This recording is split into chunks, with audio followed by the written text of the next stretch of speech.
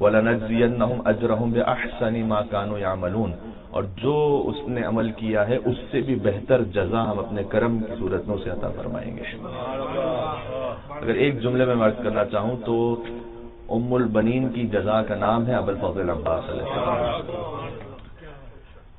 وہ عباس کے جن کے روضے پہ جا کر ہم استغاثہ طلب کرتے ہیں اور حاجات کو طلب کرتے ہیں، چونکہ وہ باب الحوائج ہیں، اور جن کا ایک اشارہ کسی کو جنت کا عالی ترین مقام دلا سکتا ہے، اس عباس کی اپنی جنت ام البنین فاطمہ بنت حزام، فاطمہ کلابیہ، ان کے قدموں میں، عباس کی جنت ام البنین کے قدموں میں۔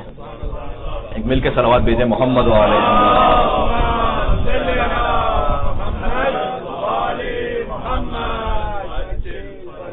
براہ راست بالکل موضوع پہ بات کرتے ہوئے 4 ہجری میں بی بی ام البنین سلام اللہ علیہ کی ولادت ہے، یعنی ہجرت حضور فرما چکے تھے، مدینہ تشریف لا چکے تھے، 4 سال گزر چکے تھے، اور اس وقت سیدہ کونین سلام اللہ علیہ ام المؤمنین کے ازدواج میں تھی۔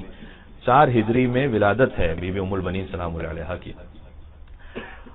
11 ہجری میں آپ جانتے ہیں کہ سیدہ کونین سلام اللہ علیہ کی شہادت ہے، اور ابھی ہم نے ایام فاطمیہ میں مصائب کا ذکر کیا ہے کہ اب اگر کوئی آ کے یہ کہے کہ کیونکہ بعض تاریخوں میں لکھا ہوا ہے کہ بی بی فقط یعنی بی بی فاطمہ سلام اللہ علیہ فقط اپنے بابا کے غم کی وجہ سے چلی گئی، اور اگر کچھ ظالمین کے مظالم کو چھپانے کی کوشش کرے تو فقط آج چونکہ یہ موضوع نہیں ہے لیکن میں اتنا جملہ کہہ دوں کہ اگر اتنا ہی ہوتا کہ فقط بابا کے غم میں رخصت ہو گئی تو بیوی کا جنازہ رات کی تاریکی میں نہ اٹھتا، اور بیوی کی قبر غیر معین نہ ہوتی۔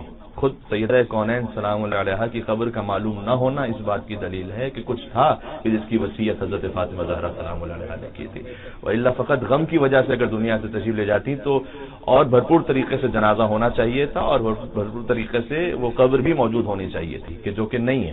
اور یہ بی بی نے بہت بڑی قربانی دی امیر المومنین کی ولایت کے عقیدے کو زندہ رکھنے کے لیے اور اس پر ایک سوالیہ نشان بنانے کے لیے۔ ہم میں سے کون ہے ایسا کہ جو یہ چاہے کہ میرے جنازے میں کم لوگ آئیں؟ آپ کبھی اس اینگل سے ذرا سوچئے گا، ہم میں سے کون ایسا جو یہ سوچے کہ جی میرے جنازے میں کم سے کم لوگ آئیں؟ ہم میں سے ہر ایک کی خواہش ہے کہ جتنے مومنین آ سکتے ہیں وہ زیادہ سے زیادہ آ جائیں تاکہ مغفرت کا بخشش کا سامان ہو سکے۔ کسی ایک کی دعا ہو سکتا ہے کہ اس مرحوم کے لیے کن کن مراحل کو طے کروا دے۔ تو اور ویسے بھی جنازے کی رونق ہوتی ہے کہ اگر اس میں مومنین کا ایک اجتماع ہو، ثواب بھی ہے اور ہر مرحوم کی خواہش بھی ہے۔ یہ واحد سیدہ کونین سلام اللہ علیہ ہے کہ جو وصیت کر کے جا رہی ہیں کہ میرے جنازے میں کوئی نہ آئے، فلاں فلاں کو آنے نہ دیجیے گا، رات کی تاریکی میں اٹھائیے گا تاکہ لوگوں کو علم نہ ہو سکے۔ یہ ساری باتیں اس بات پر دلیل ہے کہ فقط بابا کے غم کی وجہ سے نہیں گئی ہیں، کچھ مظالم ایسے ہوئے ہیں سیدہ کونین پر کہ وہ دنیا سے رخصت ہوئی ہیں۔ اس بات کو کہنے کا مقصد یہ ہے کہ اس کا تعلق بنتا ہے بعد میں آگے ہمارے موضوع سے۔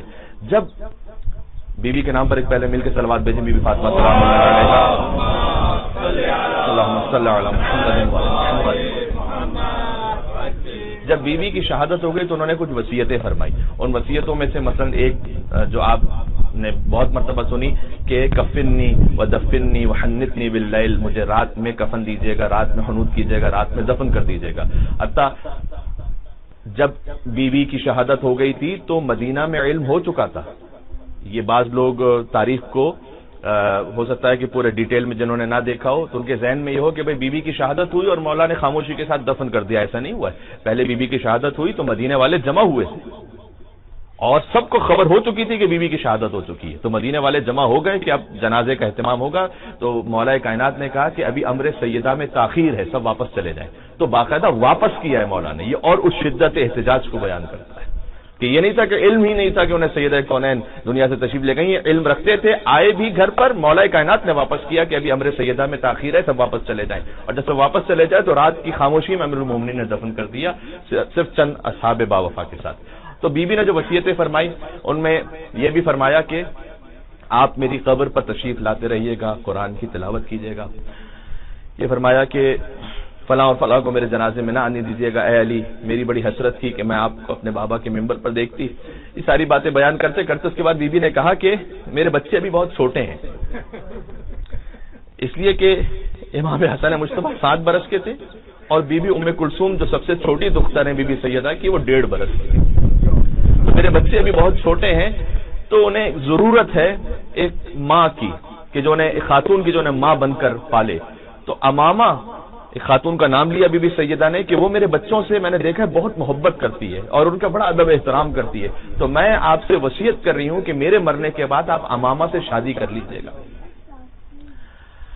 اب چونکہ ایک مصائب کی مجلس ہے اور کیفیت بھی اس قسم کی ہے، اور ماشاءاللہ برادر محترم نے بڑا محزون کر دینے والا مرثیہ بھی پڑھا ہے، تو میں ڈیٹیل میں اس ٹاپک کی طرف لیکن میں اشارہ ضرور کر دیتا ہوں کہ اسلام میں، شریعت محمدی میں یہ پسند نہیں کیا گیا کہ کوئی تنہا لائف گزارے. یہ الگ معاملہ ہے کہ وہ جو بی بی نے وصیت کی امیر المومنین کو، ظاہر ہے کہ وہ بحر عصمت ہے اور یہاں بحر ولایت ہے، لیکن یہ پسند نہیں کیا گیا کہ اگر فرض کیجئے کہ خاتون ہے، اس کے شوہر کا انتقال ہو جائے، یا شوہر ہے اس کی بیوی کا انتقال ہو جائے، جو تنہائی اور یکتائی ہے وہ فقط ذات واجب الوجود کو زیبا ہے، اکیلے اس کا ہونا. تو ہم سے یہ کہا گیا ہے کہ نہیں، اگر کوئی ایسا معاملہ آ جائے امر ربی سے، تو زندگی تنہا نہ گزارو بلکہ اپنے لیے کسی شریک حیات کا انتخاب کرو اور ساتھ زندگی گزارو. یہ فقط جسمانی خواہشات کے لیے نہیں ہے بلکہ ایک ایموشنل اٹیچمنٹ بھی ہے. انسان کو ضرورت ہوتی ہے کہ اپنے دکھ درد کسی سے بیان کر سکے، کسی کے دکھ درد سن سکے، آپس میں ایک دوسرے کے لیے مددگار بن کے زندگی گزار سکے. یہ بڑا اہم میسج ہے جو کہ بہت مرتبہ مایوس سمجھا جاتا ہے، بالخصوص اگر کسی خاتون کے شوہر کی جو ہے وفات ہو چکی ہو، تو اس کے گھر والے، اس کے بھائی، بہت مرتبہ بچے وہ اجازت نہیں دیتے اس کام کی، جبکہ یہ صحیح طریقہ نہیں ہے. اور وہ ہو سکتا ہے کہ حیا کی وجہ سے بول نہ سکیں، اور یہ انتہائی نامناسب رویہ ہے. شریعت اسلامی میں تاکید ہے کہ نہیں، شریک حیات کے ساتھ زندگی گزاریں، ان کا غم اپنے مقام پر جو گزر گئے لیکن زندگی کو آگے بڑھائیں. تو بی بی نے خاص وصیت کی. ایک پہلے مل کے اور صلوات بھیجیں محمد وعلی محمد صلی اللہ علیہ محمد وعلی محمد. بی بی نے وصیت کی کہ آپ امامہ سے شادی کیجیے گا. مولا کائنات نے سیدہ کونین سلام اللہ علیہا کی زندگی میں کسی اور خاتون سے ازدواج نہیں کیا. جب ان کی زوجہ خاتون جنت ہیں، سیدۃ النساء العالمین، بنت رسول ہے، تو کسی اور ازدواج کی گنجائش نہیں ہوتی. جیسے کہ رسول اللہ نے حضرت خدیجہ سلام اللہ علیہا کی زندگی میں کوئی اور ازدواج نہیں کیا، اور بعد میں جتنے ازدواج تھے وہ فرمائے. تو امیر المومنین نے بیوی کی شہادت کے بعد امامہ سے ازدواج کیا ان کی وصیت کے مطابق. اس کے بعد مولا کے کئی ازدواج ہیں. پھر ازدواج کیا بی بی کی شہادت کے بعد ازدواج کیا حضرت امامہ سے. حضرت امامہ کے ساتھ ساتھ پھر کچھ سالوں بعد ازدواج کیا خولہ بنت جعفر سے، جن سے ولادت ہوئی محمد حنفیہ کی، جو کہ اسی شجاعت کے گویا حامل تھے کہ 4 افراد جو عرب میں سب سے زیادہ شجاع مانے جاتے تھے، ان میں اس وقت جب واقع کربلا پیش آ رہا تھا تو امام حسین علیہ السلام، ابوالفضل عباس علیہ السلام، محمد حنفیہ اور مسلم ابن عقیل علیہ السلام. تو محمد حنفیہ جو امیر المومنین کے فرزند ہیں وہ خولہ بنت جعفر کے فرزند ہیں ماں کے اعتبار سے دیکھا جائے تو. اور کربلا میں تو ساتھ نہیں تھے، لیکن یہ کہ امیر المومنین کی خاص وصیتیں بھی ہیں ان کے لیے، اور اس قدر جراح ہیں اور کرار ہیں واقعا کہ اب شجاعت میں اپنی مثال آپ ہیں. تو محمد حنفیہ. ان کے بعد مولا کائنات نے ازدواج کیا ہے اسما بنت امیس سے. یہ ذرا غور کیجیے گا، تھوڑا سا اس میں تاریخ سمجھنے کی ضرورت ہے. اسما بنت امیس زوجہ ہیں حضرت جعفر کی، جو امیر المومنین کے بھائی تھے، جعفر طیار جنہیں ہم کہتے ہیں. جعفر طیار کی شہادت ہوئی. جعفر طیار کے بعد ان کا ازدواج براہ راست فوراً مولا کائنات سے نہیں ہے، بلکہ ایک ازدواج درمیان میں ایسا ہے جو لوگوں کو تعجب میں ڈال دیتا ہے کہ یہ کام کیوں کیا گیا. حضرت اسما بنت امیس نے جعفر طیار کی شہادت کے بعد ازدواج کیا ہے خلیفہ اول سے. اب یہ ایک بڑی تعجب کی بات ہے، لیکن اور اس کو پیش بھی کیا جاتا ہے، پورٹریٹ بھی کیا جاتا ہے کہ جناب دیکھیں پھر اہل بیت کے اور اصحاب کے تعلقات تو اتنے اچھے تھے کہ جعفر طیار کی جو بیوہ تھی انہوں نے ازدواج کر لیا خلیفہ اول سے. تو کیا اس میں فرق پڑتا؟ جب ازدواج ہو رہا تو اس تعلقات تو بڑے اچھے تھے. اس کے مصلحت کچھ اور ہے، بہت غور سے سمجھیے گا. اس لیے کہ اگر کسی صالح اولاد کو دنیا میں آنا ہے تو ماں اور باپ دونوں کا اثر ہوتا ہے، یا کم سے کم کسی ایک کا اثر ہو، ایسا کہ گویا اس کا جو خون کا اثر ہے وہ پہنچے اولاد تک. تو چونکہ اللہ سبحانہ و تعالی نے اس صلب سے ایک ایسے بیٹے کو رکھا ہوا تھا کہ جسے دنیا میں آ کر امامت اور ولایت کا ساتھ دینا ہے، تو اس کے لیے ایک ایسی ماں کی ضرورت ہے کہ جو ایسی محب اہل بیت ہو کہ اگر باپ کا اثر نہ آئے تو ماں کا اثر کامل اور اولاد میں آئے، تو محمد ابن ابی بکر کی صورت میں ہمارے سامنے آئے۔ یہ مل کے صلوات بھیجیں محمد و آل محمد پر۔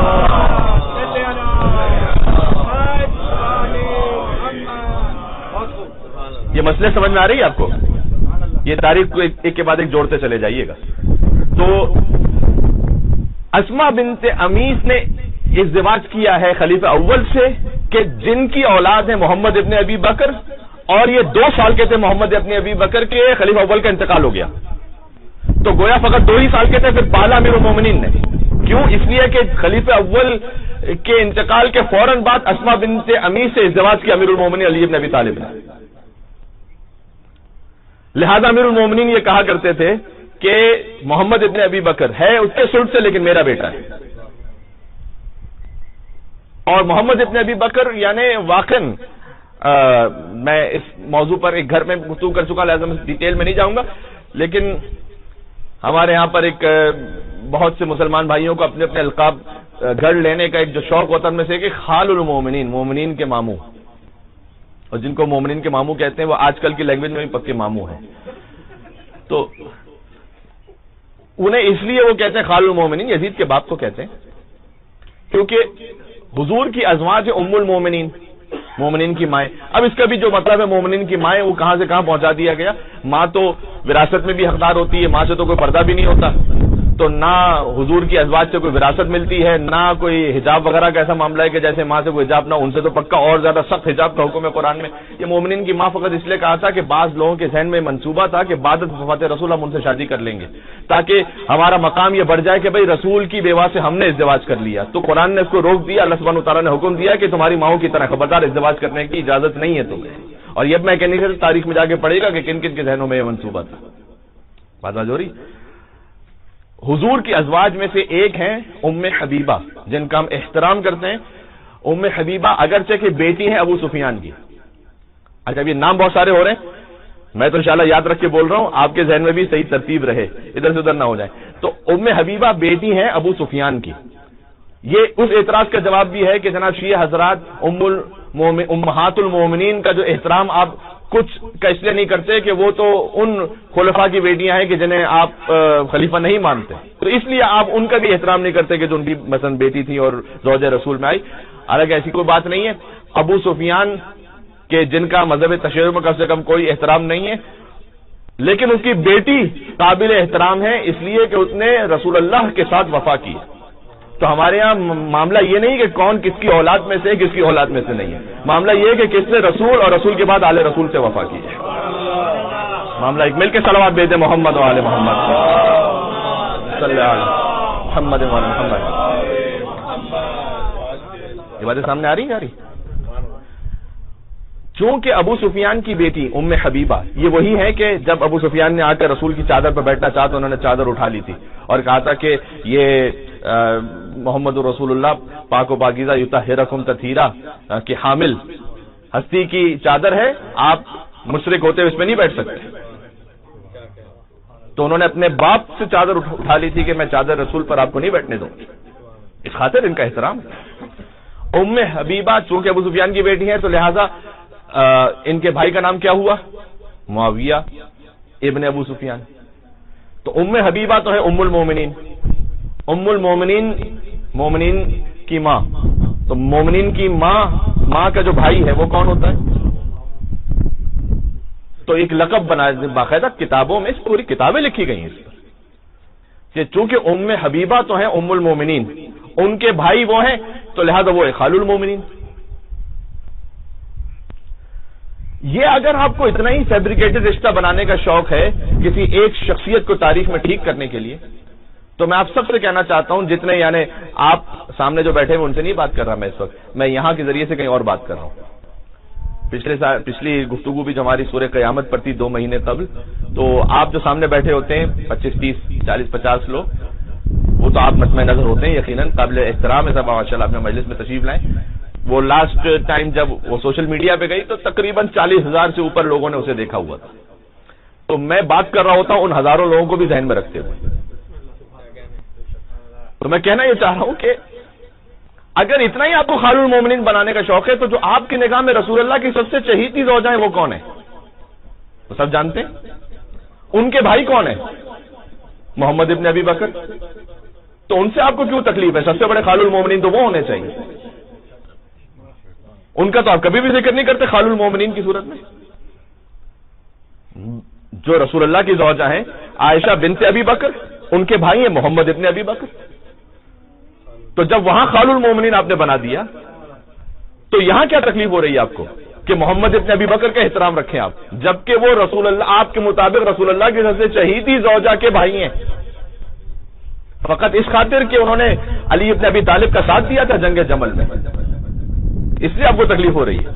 انہوں نے ساتھ دیا تھا محمد ابن ابی بکر نے جنگ صفین میں امیر المومنین علی ابن ابی طالب علیہ السلام کا. چونکہ وہ محب علی ابن ابی طالب ہے تو اعتراض ہم پہ نہ کریں کہ فلاں کی دشمنی میں آپ احترام کرتے نہیں کرتے.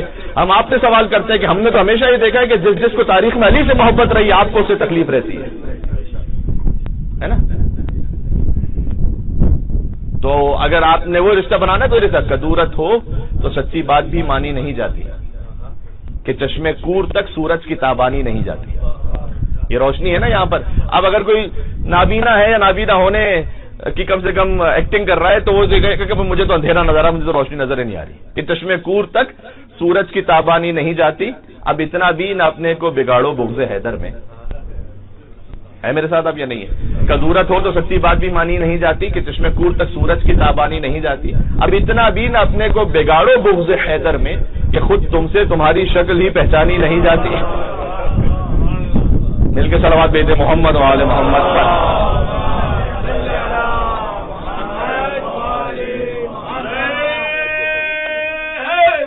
مل کے یہ تاریخ سمجھ میں آ گئی امیر المومنین کی ازواج کی. حضرت اسماء بنت امیس سے ازدواج کیا خلیفہ اول کی وفات کے بعد. محمد ابن ابی بکر کو اپنے گھر لے لیا اور محمد ابن ابی بکر کی پرورش مولا کائنات کے گھر میں ہوئی. اسماء بنت امیس سے ازدواج کے بعد مولا کائنات کا ازدواج ہے بی بی ام البنین سے. بات مجھے یہاں سے شروع کرنی تھی لیکن یہ تمہید ہی میں تقریباً 15 منٹ گزر گئے اور میں زیادہ وقت نہیں لوں گا آپ کا بس. لیکن بی بی ام البنین سلام اللہ علیہا سے جو ازدواج ہے وہ ہے 20 ہجری میں، جب بی بی ام البنین 16 برس کی تھی. حضرت عقیل کا یہ طریقہ کار تھا. عقیل جو مولا علی کے بھائی ہیں 20 سال بڑے مولا علی علیہ السلام سے. حضرت عقیل کا طریقہ کار تھا کہ وہ مسجد میں جا کے بیٹھ جاتے تھے اور لوگ ان سے آ کر اپنے شادی بیاہ کے معاملات کے حوالے سے مشورہ کیا کرتے تھے. آپ نے جو مولا کائنات کے بارے میں سن رکھا ہے کہ انہوں نے حضرت عقیل سے کہا کہ تم مجھے ایک شجاع خاندان تلاش کر کے دو. فقط مولا کائنات نے نہیں، اور بھی لوگ آتے تھے. یہ خود اس ضرورت کو بیان کیا جا رہا ہے ایک طرح سے کہ معاشرے میں ایسے قابل اعتماد افراد ہونے چاہیے جو اس نیک کام کو انجام دیں. اب اس پہ ایک الگ موضوع نکلتا ہے پورا، لیکن نیک ایسے افراد ہونے چاہیے کہ جن پر اعتماد کر سکیں سب اور وہ اس کام کو، اس مبارک کام کو، اچھے کام کو انجام دے جس کا حکم قرآن نے دیا. وَأَنكِحُوا الْأَيَامَ مِنكُمْ وَالصَّالِحِينَ مِنْ عِبَادِكُمْ وَإِمَائِكُمْ إِنْ يَكُونُوا فُقَرَاءَ يُغْنِيهِمُ اللَّهُ مِنْ فَضْلِهِ. اللہ کہہ رہا ہے کہ دیکھو تم اپنے صالح مردوں، غلاموں اور کنیزوں کا آپس میں نکاح کروا دیا کرو، اس لیے کہ اگر وہ فقیر بھی ہوں گے تو اللہ اپنے فضل و کرم سے انہیں غنی بنا دے. اللہ اکبر. مل کے اور صلوات بیتے محمد و آل محمد پر. اللہم صلی علی محمد و آل محمد.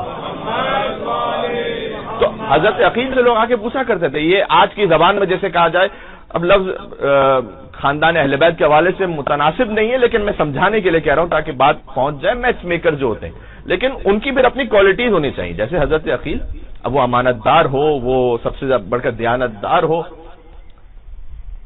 راز کا محافظ ہو، یہ ساری چیزیں ہوں.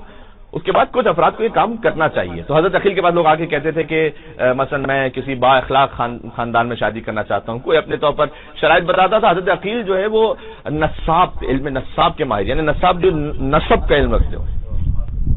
اسی لیے حضرت عقیل کے سامنے کوئی بھی عربوں میں آ کر اپنے خاندان کی جو ہے وہ لن ترانیاں نہیں ہانکتا تھا. اس لیے جیسے ہی وہ کہنا شروع کرتا تھا نا میرا باپ یہ دادا، عقیل فوراً روک کے کہتے تھے کہ مجھے پتا ہے کہ تمہارا پردادا کہاں سے جا کے ملتا تھا. وہ ایک ایک کا شجرہ جانتے تھے. یہ کوالٹی تھے. امیر المومنین آئے اور عقیل سے کہا کہ میں چاہتا ہوں کہ ایک شجاع خاندان تلاش کرو میرے لیے تاکہ اس سے ازدواج کروں، تاکہ اس خاتون سے مجھے بیٹا وہ حاصل ہو کہ جو کربلا میں میرے حسین کا مددگار ہو. سبحان اللہ. اچھا اب مجھے رک کے ایک بات کہنے دیجیے گا. یقیناً عقیل نصاب ہیں اور انہوں نے یہ جو کام وہ انجام دیا کرتے تھے, لیکن جو قرآن کی آیت ہے کل شیء احصیناہ فی امام مبین, ہم نے ہر شے کا علم امام مبین میں رکھا ہے, وہ عقیل کے لیے نازل نہیں ہوئی, وہ علی ابن ابی طالب کے لیے نازل ہوئی. تو عقیل کتنے بھی نصاب کیوں نہ ہو تو امیر المومنین سے بڑھ کے تو کوئی علم میں رکھتا ہی نہیں, تو پھر بھی امیر المومنین کیوں جا رہے ہیں وہاں پر؟ اس بات کو سمجھانے کے لیے کہ ایک تو دیکھو جو معاشرے کے اپنی فیلڈ کے ایکسپرٹس افراد ہوتے ہیں ان سے امام نے سکھایا ہے کہ جا کے رجوع کیا کرو, اسی کو تقلید کہتے ہیں. بات پہنچ رہی ہے؟ مل کے صلوات اور دیتے محمد والے محمد والے محمد. اور دوسرا یہ ایک میسج بھی تھا, کبھی آپ کسی کو ہڈن میسج دے رہے ہوتے ہیں, آپ ایک بات کہتے ہیں کسی کو اور اگر وہ سمجھنا چاہیں اور اس معرفت پر تو وہ سمجھ بھی جاتے ہیں کہ میں کیا آپ کیا کہنا چاہ رہے ہیں. تو حضرت عقیل سے مولا یہ کہہ رہے ہیں کہ میں چاہتا ہوں کہ ایک ایسے خاندان میں ازدواج کروں وہ خاتون اتنی شجاع ہو کہ مجھے ایک فرزند حاصل ہو سکے جو کربلا میں میرے حسین کا مددگار ہو. یعنی میسج دینا چاہ رہے ہیں کہ عقیل جب میں تیاری کر رہا ہوں تو تم بھی سعادت میں پیچھے نہ رہ جانا. تو اگر تم بھی ہو سکتا ہے تو ایسے ایک فرزند کے لیے تیاری کرو کہ جو حجت خدا کے لیے مددگار ہو.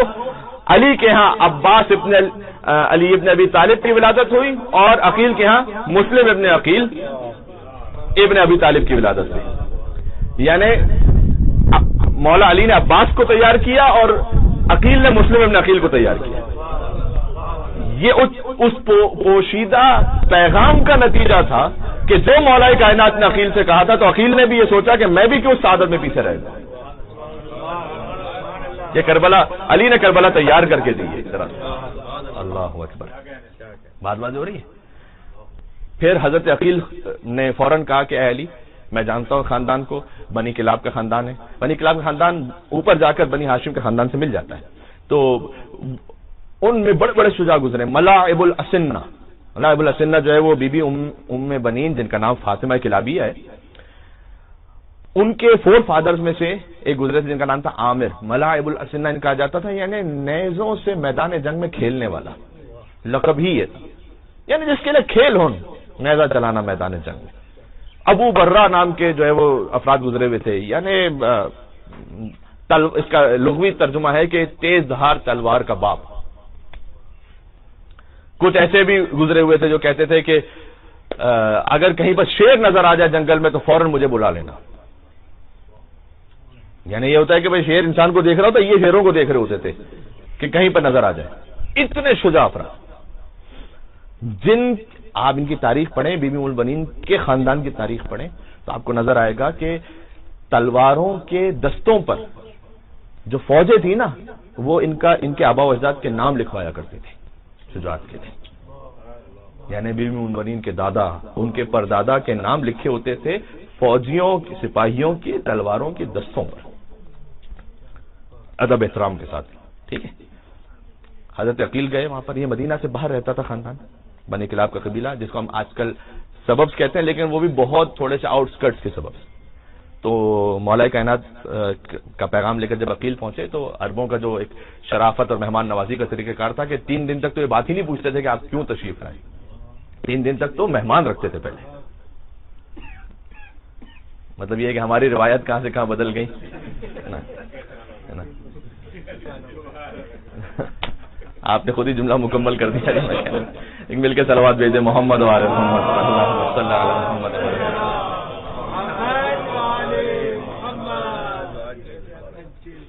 یہ سوال پلٹ کے پوچھ لیتے ہیں کہ آپ کھا کے آئے یا جا کے کھائیں گے وہاں پر. تو 3 دن تک تو وہ مہمان رکھتے تھے, وہ تو پوچھتے نہیں تھے کہ آپ کیوں تشریف لائے. مہمان آیا ہے, ابھی اتنا جلدی کیا پوچھ لینا اسے کہ کیوں آیا ہے, کسی بھی وجہ سے آئے تو 3 دن تک تو مہمان رہے. ہمارے تو عقیل تو 3 دن تک تو مہمان رہے, اور چونکہ اولاد بنی ہاشم میں سے ہیں تو عقیل کا ایک بڑا مقام اور مرتبہ ہے. تو بنی کلاب والے تو ویسے ہی خوش ہیں کہ بنی ہاشم سے کوئی ہمارا مہمان آیا. 3 دن بعد ان کے بابا نے حضرت حزام نے سوال کیا کہ آپ کی تشریف آوری کا کیا سبب ہے, جو آپ حکم فرمائیں. تو حضرت عقیل نے کہا کہ میں علی ابن ابی طالب کا رشتہ لے کر آیا ہوں آپ کی بیٹی کے لیے. میں تو چشم تصور سے سوچ ہی سکتا ہوں کہ اس گھر میں خوشی کی کیا کیفیت ہوگی جس میں شیر خدا حیدر کرار علی ابن ابی طالب کا رشتہ آ جائے. سبحان اللہ. اس عظمت پر ایک اور مل کے صلوات بھیج دیں محمد والے.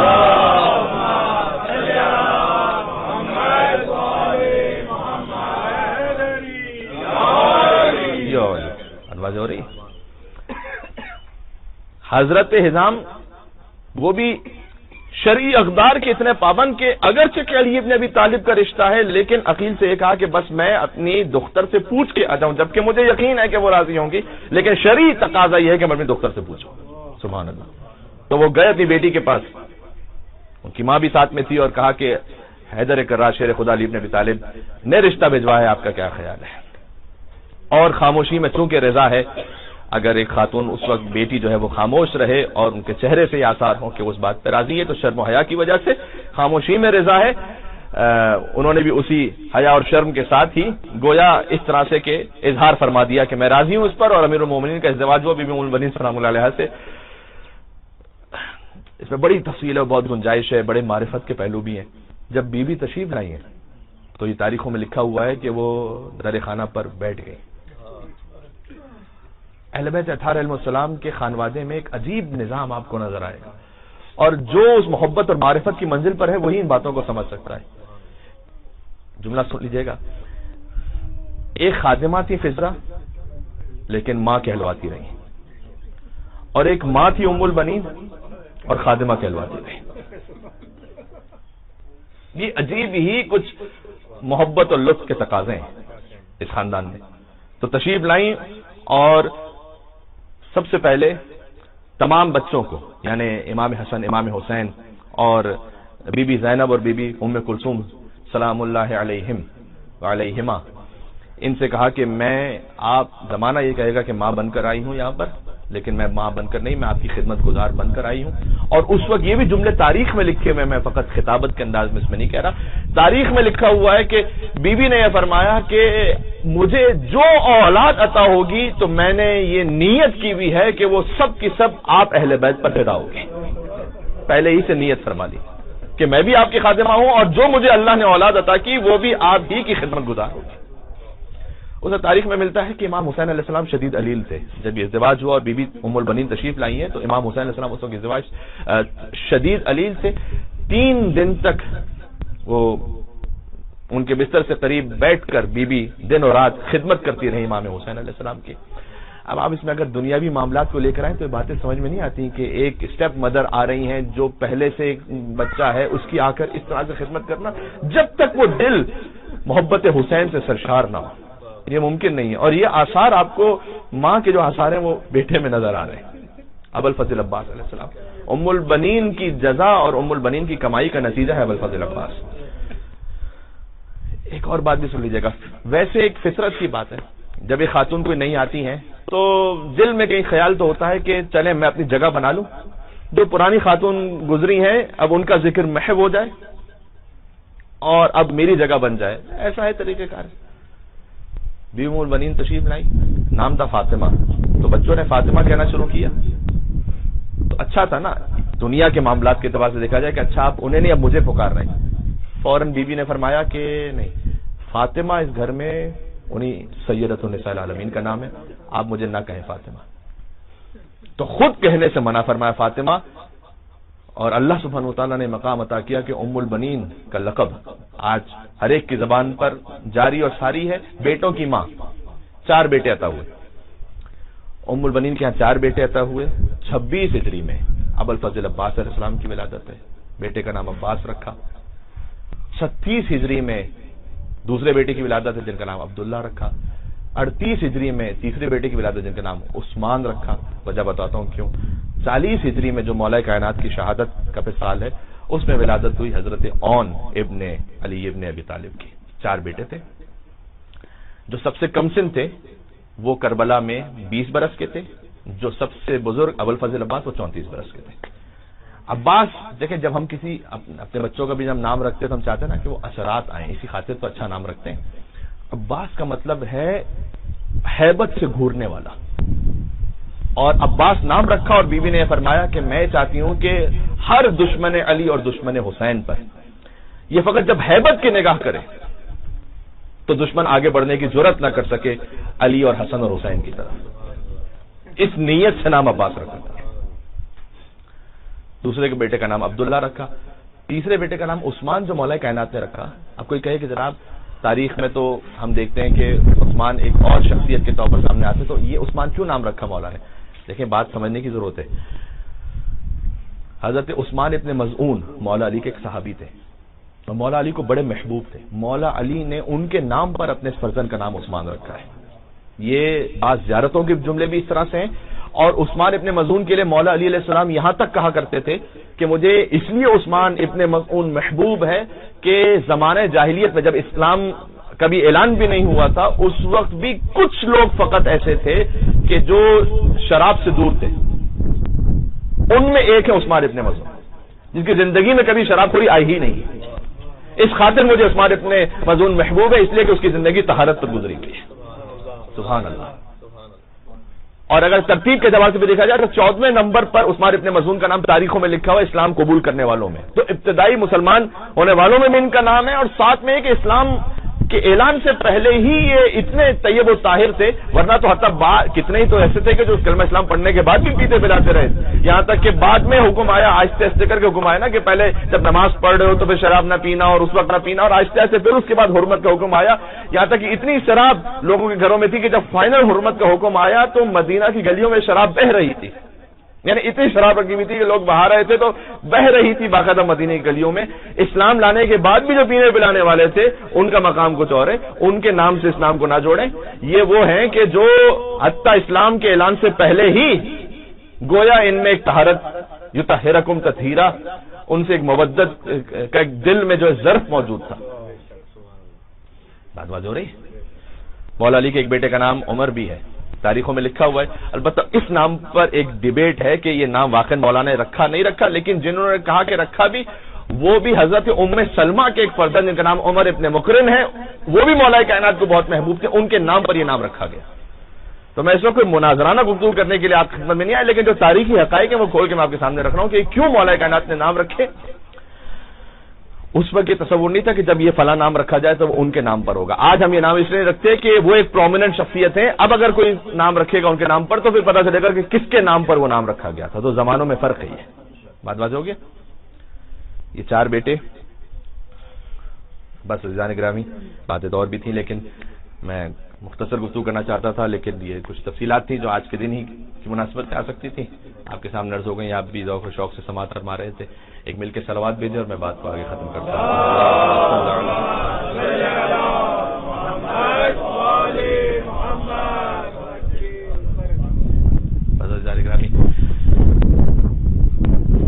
چاروں بیٹے قربان کیے حسین. عباس، عبداللہ، عثمان ابن علی اور اون ابن علی. فقط عباس قربان نہیں کیے بی بی ام البنین نے بلکہ تاریخ میں قاسم نام سے اور احمد نام سے مولا عباس کے 2 بیٹوں کے نام بھی لکھے ہوئے جن کے لیے قوی احتمال ہے کہ وہ کربلا میں شہید ہوئے. ام البنین کے 4 بیٹے تو ایک بیٹی بھی تھی جن کا نام ہے رقیہ. آج جو بی بی پاک دامن کے نام سے مشہور ہے لاہور میں ان کے لیے بھی آستان قدس رضوی مولا رضا علیہ السلام کے حرم اتار کے آفیشیل لیٹر ہیڈ پر میں نے خود دیکھا ہوا ہے. جب ان سے سوال پوچھا گیا کہ وہ جو بی بی پاک دامن ہے وہ وہی بی بی ہیں یا نہیں انہوں نے کہا کہ ایک احتمال ہے کہ وہ بی بی ہیں اور اگر وہ نہ بھی ہوں تو کم سے کم ہمیں اتنا یقین ہے کہ کوئی انتہائی معظمہ سادہ خاتون ہے. تو آج بی بی رقیہ کو بھی تعزیت پیش کرنے اور پرسہ دینے کے لیے آج ہم جمع ہوئے ہیں. ابوالفضل عباس علیہ السلام کو پرسہ دینے کے لیے جمع ہوئے ہیں. علی ابن ابی طالب علیہ السلام کو پرسہ دینے کے لیے.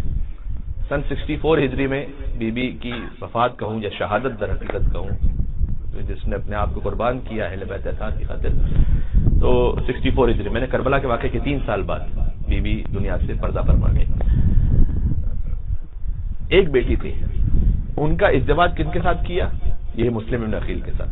اگر آپ میرے موضوع کو جوڑ سکیں علی کے یہاں عباس کی ولادت ہوئی. عقیل سے کہا تھا عقیل کے یہاں مسلم کی ولادت ہوئی.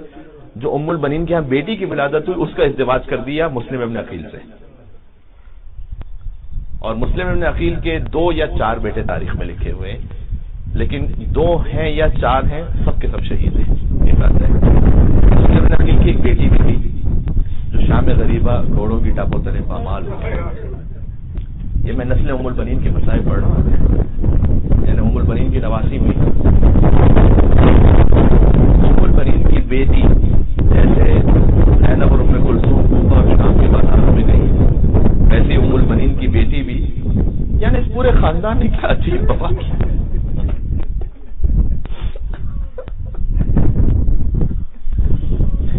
وہ بھی ہاتھوں میں رسیاں قیدی بنا کر لے جائی گئی.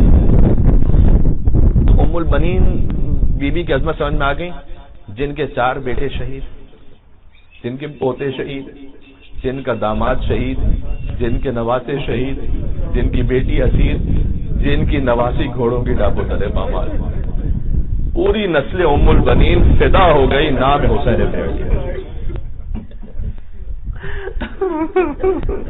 کیا معظمہ بی بی ہے. ایک جملہ اور کہوں آپ کی صلاح اگر بلند ہو سکے، آج تک مادر عباس کی وفا جاری ہے مادر حسین ابن علی. کیوں؟ اس لیے کہ جنت البقیع میں ام البنین کی قبر ہے، عباس کا روضہ تعمیر ہے کربلا میں، لیکن عباس کی ماں ام البنین کی قبر آج بھی مسمار ہے جنت البقیع میں. تو جیسے حسین کی ماں کی قبر مسمار ہے، ویسے عباس کی ماں ام البنین کی قبر بھی مسمار ہے. آج تک اس خاندان کی وفا جاری ہے. عزیزوں، اب تو وہاں ان ظالمین نے آل سعود نے وہاں پر راستہ بھی روک دیا ہے، لیکن میں جا چکا ہوں، شاید 98 میں گیا تھا میں خود. قبر بی بی ام البنین سلام اللہ علیہا پر، بی بی کی قبر ایک کونے میں ہے بالکل. جیسے آج بھی بی بی نے اپنے آپ کو بس ایک طرف رکھا ہوا ہے کہ میں خاندان اہل بیت کی چوکھٹ پہ رہوں گی، قبر بھی ان کی بالکل کونے میں ہے ایک طرف. اور اسی طرح سے قبر مسمار ہے، وہاں پر خاک ہے، وہاں پر نہ کوئی زیارت پڑھ سکتا ہے نہ کوئی سلام پڑھ سکتا ہے. بس آج تک میں نے عرض کیا بی بی کے خاندان کی وفا جاری ہے. عباس کو گویا ایسے تربیت کر کے چلی گئی. عباس چلے گئے تو حسین نے کہا عباس جو آنکھیں سویا کرتی تھی وہ جاگا کریں گے. کیا کہنا چاہتے ہیں؟ کہنا چاہتے ہیں عباس تم زندہ تھے تو زینب اور ام کلثوم اطمینان میں تھی، وہ سویا اطمینان سے زندگی تھی، لیکن عباس تم چلے گئے اب زینب جاگتی رہیں گی. اور اس خاطر ہے کہ عباس کو قدم قدم پر یاد کیا ہے اہل بیت اطہار نے، قدم قدم پر یاد کیا ہے. یعنی یہ کہ بس حسین جب علم لے کر آئے تو بچوں نے عباس کو یاد کیا، جب علم آ گیا علمدار نہ آیا کہ بابا پانی نہیں چاہیے اب چچا کو واپس بلا لو. جب حسین خود رخصت ہونے لگے کہ عباس کہاں ہو، جب جنگ کرنے پہنچے جنگ کرتے کرتے کہا عباس بوڑھے بھائی کی جنگ دیکھیے، رات پر عباس کا لاشا تڑپ رہا تھا. جب حسین ذوالجناح سے زمین پر گرے کہ عباس کہاں ہو، زینب کی چادر چھری کا عباس کہاں ہو، سکینہ کو تماچے لگے کہ عباس کہاں ہو، عابد بیمار کے ہاتھوں میں ہتھکڑیاں عباس کہاں ہو، سکینہ راہ شام میں اونٹ سے زمین پر گر گئی عباس کہاں ہو، جب زندان شام میں سکینہ کا لاشا دفن کیا عباس کہاں ہو، زینب شام سے واپس آئی چہلم کے دن کربلا پہنچی قبر عباس میں جا کر گر پڑی کہ عباس کہاں ہو، عباس تمہاری نشانی میں چھوڑ کر آ گئی. بس عزیزوں میں ام البنین سلام اللہ علیہا کے لیے آخری جملہ کہہ دوں، یہ سب نتیجہ ہے ام البنین کی وفاؤں کا. جب کاروان واپس پہنچا تو مولا سجاد علیہ السلام نے بشیر سے کہا کہ تو شاعری کر لیتا ہے تو جا کر اشعار پڑھ دے.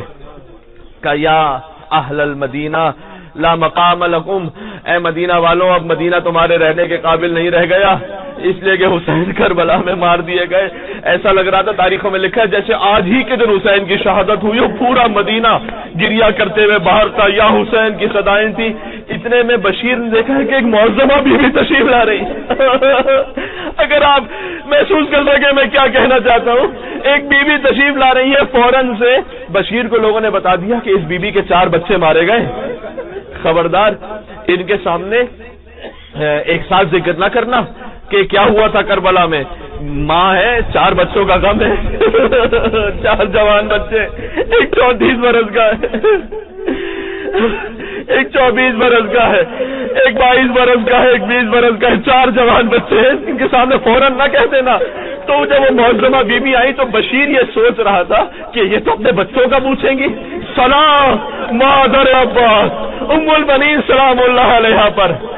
कहा ए बशीर ये बता हुसैन के साथ क्या हुआ?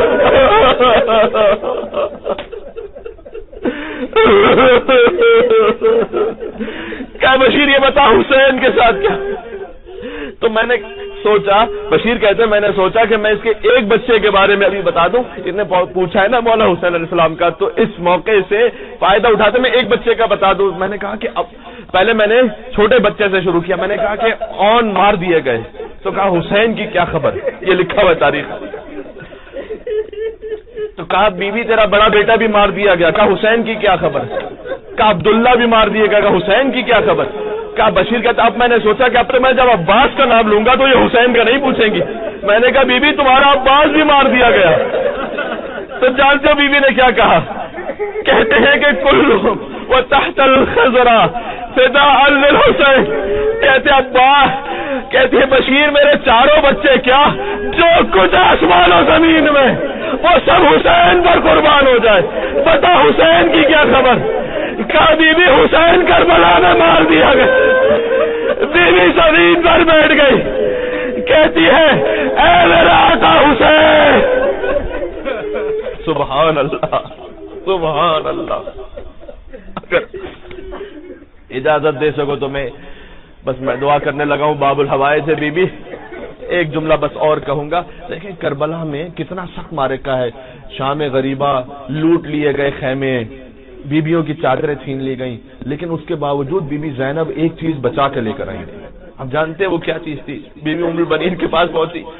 मैं तो फकत दिल में क्या ख्याल करूं जब हुसैन की बहन अब्बास की मां से मिली होगी, बीबी ज़ैनब सलामुल्लाह अलैहा उम्मुल बनीन सलामुल्लाह अलैहा से जब उन्होंने देखा होगा, कहा माँ कहती थी ना, कहा कि है माँ उम्मुल बनीन मैं आपके लिए एक हदिया लाई हूँ, करबला की एक निशानी लाई हूँ। कहा बेटी तुम क्या निशानी लेकर आई हो? तो बीबी ने अपने पास से एक ज़रा निकाली जिस पर अब्बास का खून लगा हुआ। कहे बीबी मैं अब्बास की ज़रा लाई हूँ निशानी के तौर पर। मेरा कलेजा पट रहा है, मैं एक जुमला कहना चाहता हूँ। तब बीबी उम्मुल बनीन जाती थी जन्नतुल बकी, वहां मौला अब्बास अलैहिस्सलाम और अपने और बच्चों की कब्र के 4 निशान बनाती थी। 4 बच्चे थे ना शहीद हुए, तो 4 निशान बना देती थी। माशाअल्लाह बहुत से मोमिनीन तशरीफ फरमाए और जिनके वालिदैन गुजर चुके हैं, ये साल सवाब ही की मजलिस से हम इस मजलिस का सवाब हदिया करते हैं। आपने इतना गिरिया किया है। मैंने जिनके वालिदैन गुजर चुके हैं मैंने उनसे सुना है कि जब माँ बाप गुजर जाते हैं दिल को तसल्ली नहीं आती, लेकिन जब कब्र को देखते हैं और कब्र के पास जाके बैठते हैं तो ऐसे महसूस होता है जैसे वाकई बाप के पास बैठो, जैसे वाकई माँ के पास बैठो।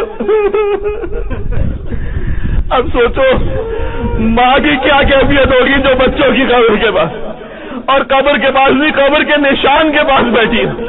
अच्छा 4 निशान बनाती थी और फिर उसके बाद मिटा देती थी और कहती थी नहीं मेरे बच्चों मैं तुम पर नहीं रहूंगी, इससे कि तुम्हारी माँ कम से कम जिंदा है, मैं हुसैन पर रहूंगी जिसकी माँ जिंदा नहीं।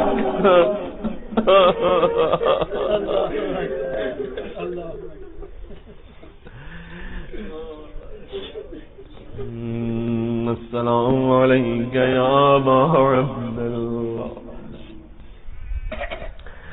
या काशिफल कर्ब अन वजहिल हुसैन, हुसैन के चेहरे से गमों को दूर करने वाले, इक्शिफ कर्बी बिहक़्क़ अख़ीकल हुसैन, आपके भाई हुसैन ही का वास्ता है ए अबल फज़ल अब्बास, मेरे गमों को दूर फरमा दे। जो बीबी उम्मुल बनीन की ज़ियारत है, उस ज़ियारत में आप देखें कि सलाम उस बीबी पर के जो तय्यबा थी, ताहिरा थी, जलीला थी, और ज़ियारत करते करते फिर उसके बाद जो अल्फाज हैं वो बिल्कुल वही जो दुआए तवस्सुल में बीबी फातिमा सलामुल्लाह अलैहा के अल्फाज हैं, वो मैं पढ़ रहा हूँ, वो अल्फाज और हम तवस्सुल करेंगे। या सय्यदतना व मौलातना इन्ना तवज्जहना वस्तशफअना वतवस्सलना بك إلى الله وقدمناك بين يدي حاجاتنا. نام ام البنین بريئة وزية عند الله